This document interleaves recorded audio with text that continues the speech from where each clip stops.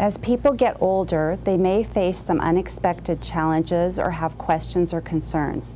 Really, one of the first stops that you should make when you're having questions or problems is your local Office on Aging. They have lots of resources and they would have lots of information for you about what kind of services are available and what kind of community resources you might need. Some of these services are home-delivered meals, transportation, or the Lifeline Emergency Response System. Other things that you can do are to stay physically and mentally active, have good and proper nutrition, and stay connected with family and friends.